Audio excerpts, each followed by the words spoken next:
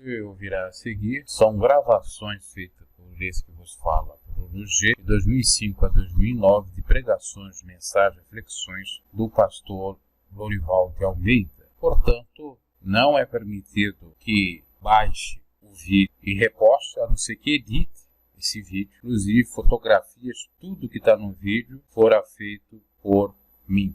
Dito isso, segue aí o áudio, a mensagem do pastor. Quem tem promessas de Deus não morre, né? Como é gostoso a gente saber que nós somos participantes dessas promessas do Senhor. Você gostou do hino? Então anote o título do CD, Desistir Jamais. E após este louvor, nosso coração já está preparado para receber a palavra de Deus. Nós vamos hoje, ouvintes, falar um pouquinho com a igreja, de uma forma geral. Quando eu digo igreja, é evidente, não estou dizendo ministérios, não estou dizendo denominações, estou dizendo a igreja. São servos de Deus da terra, né? É verdade, a igreja do Senhor nesse planeta, né? Eu gostaria de falar, ouvintes, que para Deus, pecado é pecado. O que tira o homem do céu é o pecado, né? O pecado não entra no céu. Existe tamanho de pecado, ou seja, bom, tem hora que a gente entende que existem sim tamanho de pecado e como existe também o tamanho de uma, como eu diria, punição pelo pecado, se não houver o arrependimento, é claro, mesmo que o arrependimento possa trazer e traga ainda, porque a gente sabe que o pecado tem a sua consequência, né? Mas pecado de uma forma geral é pecado. O que eu quero dizer é que uma pessoa pode até mesmo fazer algo que seja bastante visível, né? E outras pessoas fazerem coisas que pareçam menores. Mas o que eu quero dizer é que na sua essência o pecado separa o homem de Deus. Não posso deixar de dizer também que existem pecados que afetam, né, a integridade da igreja, né, da família, da pessoa. E Jesus exige pureza moral da parte do povo. Por isso que eu estou falando com a igreja hoje, falando com o povo. E ele deixou bem claro isso no início do seu ministério terreno. E a gente sabe que, através do apóstolo São Paulo, né, a Bíblia Sagrada nos deixa tantos exemplos, mas vamos também trazer Mateus 5,48. Alimpai-vos, pois, do fermento velho, para que sejais uma nova massa. É importante a gente ver que a igreja é constituída pelo povo de Deus, criada para ser instrumento da pregação do Evangelho. Vale-se dizer que palavras usadas muitas vezes até por pregadores, e é bíblica essa palavra, que anjos quiseram pregar o Evangelho, né? Mas coube a nós essa tarefa. Eu entendo então que é uma honra pregar o Evangelho. Todos que pregam o Evangelho têm que entender que são instrumentos de proclamação do Evangelho. São instrumentos para fortalecimento da fé do povo de Deus e devem se sentir honrados com isso. Em Efésios 4,15, a gente vê: antes, seguindo a verdade em amor, cresçamos em tudo naquele que é a cabeça, ou seja, Cristo. Se nós verificarmos o início do trabalho apostólico, do trabalho da igreja, a Bíblia fala que as igrejas eram fortalecidas na fé e cada dia crescia em número, está em Atos 16. Mas a igreja de Corinto, um pouquinho mais para frente, perdeu a visão para a qual foi criada ao se tornar conivente com algumas práticas imorais, com algumas práticas que denegriam a santidade apregoada por Jesus Cristo. E a gente vê, né, que isso não é uma coisa diferente em nossos dias. Porque assim como a igreja de Corinto, nós temos percebido que muitas pessoas estão negligentes no exercício da disciplina.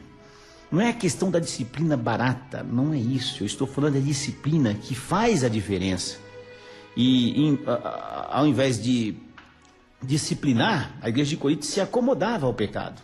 Mesma coisa que acontece em nossas igrejas. Eu estou dizendo, quando digo nossas igrejas, estou dizendo a igreja geral, invisível, né? O povo, né? Não é que é a aceitação, às vezes até não se aceita, mas se acomoda. Naquele tempo, aceitava-se membro que vivia em atitude sexual para lá de ilícita. Isso foi condenado. E as pessoas que viam a situação e não tomavam uma atitude foram culpadas pelo pecado de conivência. Podemos até dizer hoje cumplicidade no pecado. Nos tempos dos Coríntios, a igreja dos Coríntios, no tempo da escritura bíblica, do livro dos Coríntios, a gente vê que a igreja naquele tempo ela era tolerante. Em 1 Coríntios capítulo 5, versículo 2, você pode ler aí, você pode ler que você vai ver que é forte a palavra, é forte. Nós entendemos que havia um angu de caroço. Quando eu digo isso, estou dizendo uma confusão, né?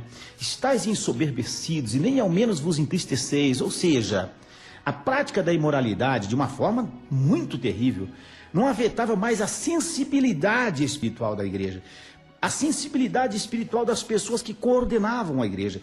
Por isso que a gente tem que tomar um cuidado muito grande, porque isso é extremamente contagioso. As pessoas, ouvintes, quando perdem a sensibilidade, elas se tornam indiferentes. Elas não reagem mais diante de determinadas circunstâncias. A igreja de Corinto chegou a superar as pessoas não crentes na tolerância ao pecado. Eu imagino que assim também acontece em muitas igrejas do nosso tempo. A igreja, ou algum segmento da igreja de Corinto, tinha argumentos para justificar a sua tolerância, a sua imoralidade, e confessavam ser discípulos de Jesus, mas diferiam muito pouco das práticas dos incrédulos, ou seja, praticavam as mesmas coisas, e nesse caso, simplesmente superavam eles, quando aceitavam alguém que abusava, por exemplo, da mulher de seu pai. A Bíblia relata isso em 1 Coríntios capítulo 5, até disse a vocês que a leitura é pesada, a leitura é forte. Eu sei, ouvintes, que nós encontramos resistências. Eu sei que muitas pessoas cometem o pecado da omissão, ou seja, finge que não estão vendo, não tomam atitude, porque tem medo até da violência que acontece dentro das igrejas. Muitas pessoas realmente agem com violência quando acham que os seus direitos de pecar, os seus direitos de ir e vir fazer o que quer, estão assegurados. Exato. Então isso é algo que realmente torna as pessoas, às vezes, eu diria um tanto receosas de tomar as suas atitudes. Mas a bem da verdade é que a igreja não pode ser conivente, ela não pode omitir, ela não pode ser indiferente à imoralidade, senão toda ela vai sofrer aí um retrocesso espiritual. A igreja de Corinto chegou a perder aquilo que deve ser o maior objetivo da vida cristã, a transformação moral. Se você olhar em Efésios 3,19, você vai ver. E também conhecer o amor de Cristo que excede todo entendimento, para que sejais cheios de toda a plenitude de Deus. À luz de Romanos 2,29, a Bíblia Sagrada fala que nós somos chamados para ser a imagem do Filho. E a igreja de Corinto, assim como tantas igrejas do século 21, estava desviada, e muitas estão desviadas desse, eu vou dizer propósito, por que não? Dessa colocação que Deus dá a ela. O natural para toda pessoa que se diz corpo de Cristo, para nós individualmente, para todo crente, enfim, é a luta contra todo tipo de pecado, especialmente aqueles pecados que se caracterizam como práticas pagãs. Em 1 Coríntios capítulo 5, a gente vê que o tal ato praticado, ele foi atacado por Paulo, e a pessoa envolvida, ou as pessoas, Paulo falou, olha, que seja entregue a Satanás. Existem várias vertentes de interpretação para isso, não é? Claro que existe, eu não quero entrar no mérito do seja entregue a Satanás, mas eu quero dizer que a igreja é do Senhor e nós temos a obrigação de estar cuidando dela.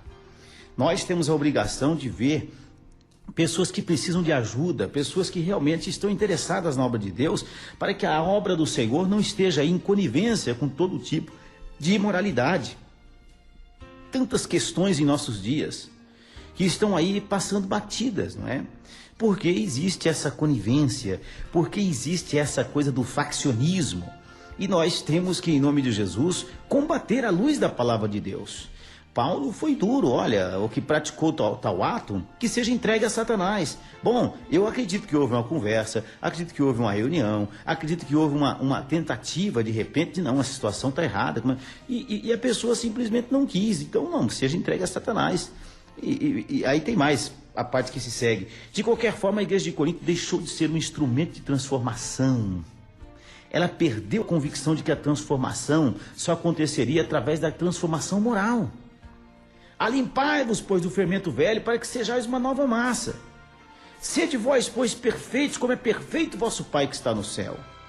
A verdadeira igreja de Cristo, constituída a maior autoridade espiritual sobre a terra, ela jamais será uma igreja conivente com a imoralidade, mas ela estará sempre pronta a exercer uma batalha contra a imoralidade, uma batalha contra a sujeira espiritual. Ela estará sempre pronta a ser um instrumento de purificação e de restauração, não um instrumento de acoitamento ou, enfim, um instrumento onde se esconde pecado, um instrumento onde as pessoas vagam livremente praticando coisas que até o ímpio é escândalo. Olha, ouvinte, todos nós estamos empenhados nesse papel. E tenho certeza absoluta que não é por força, não é por violência, mas é através do ministério dos joelhos dobrados e através das palavras extraídas das páginas da Bíblia Sagrada, porque dessa forma não há como o inimigo resistir, não há como se resistir à palavra, porque a palavra deixa de ser nossa. Eu sempre digo, ouvintes, essa sentença que o Senhor nos deu, a voz é nossa, mas a palavra tem que ser de Deus. E se a palavra de Deus, ela é de Deus, ela tem que ser digna de toda aceitação. Caso contrário, a sentença é essa aí, está no Novo Testamento.